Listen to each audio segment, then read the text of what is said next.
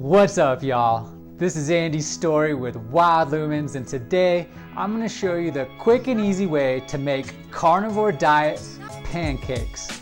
We're going to do two types today, the beef version and the lamb version. I recommend them both because each one has a little bit of a unique flavor to it.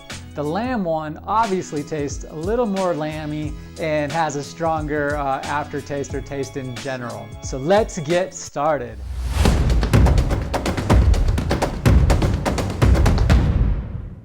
Let's go over our tools and ingredients that we'll need for this super easy carnivore diet pancake recipe. To start off, you're either going to need a griddle or a pan to cook your pancakes in, as well as the meat. Tool-wise, you're going to want to need a strong blender. I have a Vitamix blender, which is the Cadillac of all blenders, and I recommend getting it just because it's so powerful. This thing has lasted over 12 years, and I've put it through the ringer, especially when I was on a more plant-based omnivore style diet because I was making smoothies every day. We're talking bags of chard and spinach and kale and all that nastiness, which was probably doing a lot of damage to my stomach. But now that I'm carnivore, my digestion has improved greatly, and I don't see myself going back to plant-based smoothies anytime soon. Next up, let's go over our ingredients list. You're gonna wanna get some really good eggs.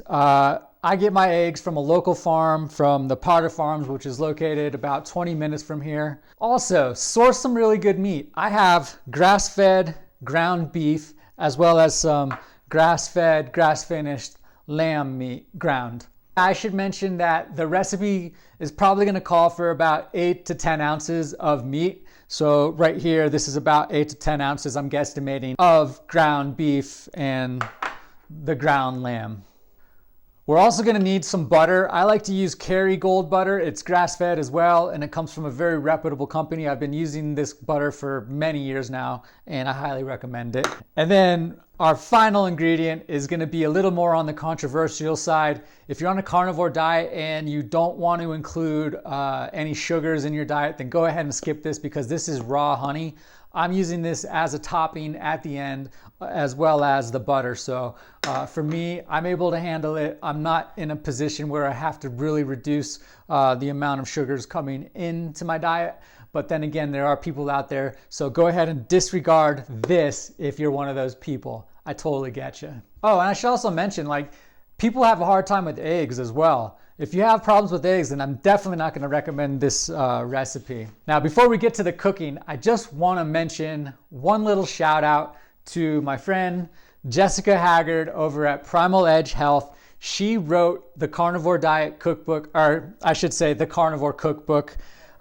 This thing has been a game changer for me. I bought this a few months ago and I've been able to make some really amazing carnivore diet dishes. It's stepped up my cooking game and my knowledge on the carnivore diet. I'll put a link to this below. The funny thing is that this pancake recipe isn't in that book, but there's a ton of other recipes in there that will definitely satisfy your thirst for meat.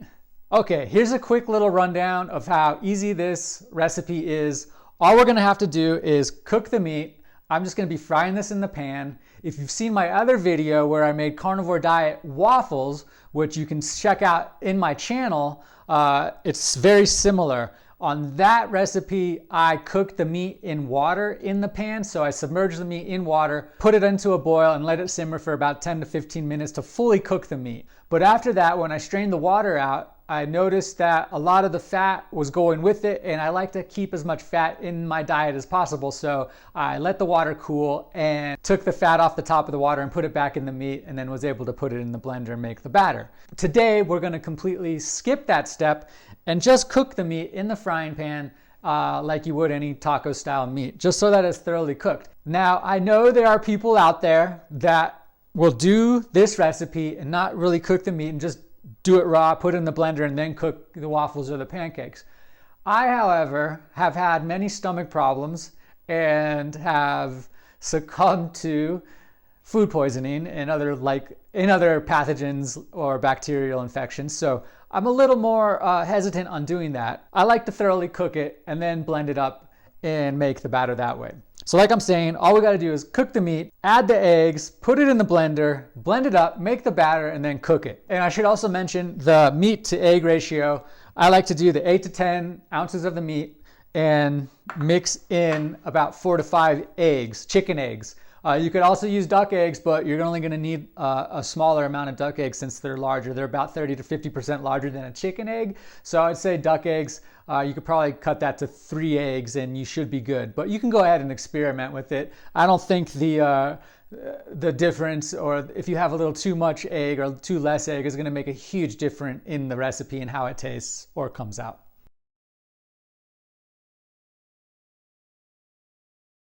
Okay guys, just got done cooking up the meat. Super easy.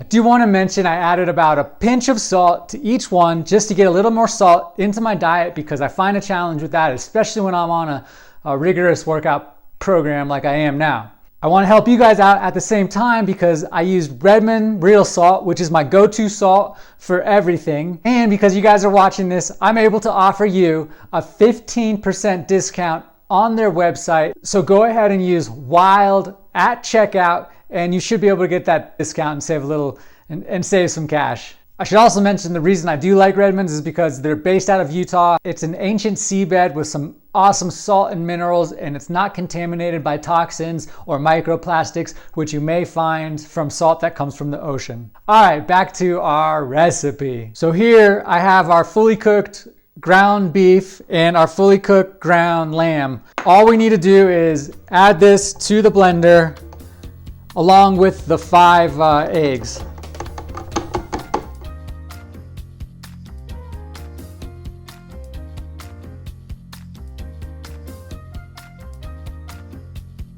All right, you guys, just finished and got the batter ready to go. Before we move forward, I got one small request. If you dig what you're seeing today, and if you're learning something or enjoying this cooking entertainment, go ahead and hit that subscribe button now. Hit the like button and drop a comment below. Let me know if you like to make carnivore diet style pancakes. And if you have any pointers for me, I'm always open to those ideas. Thanks a bunch. Now let's get back to cooking and see what these things are gonna taste like.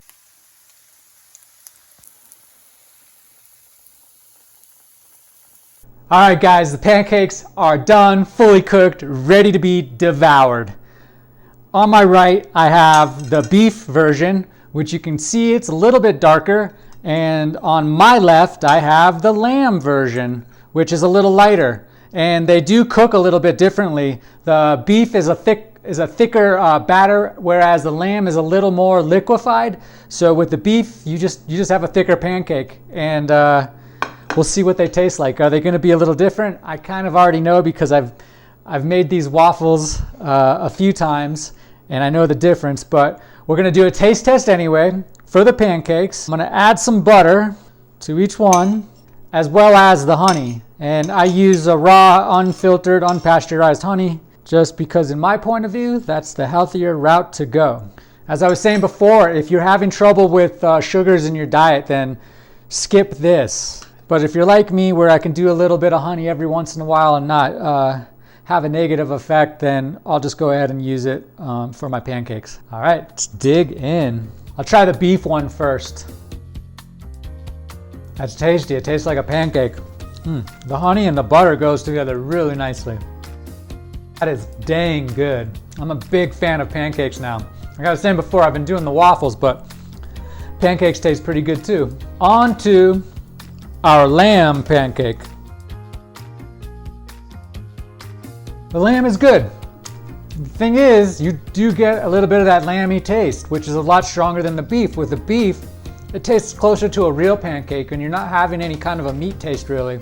The eggs and the butter and the honey is really what you taste. So you have that, you just get that really good pancake taste or sensation.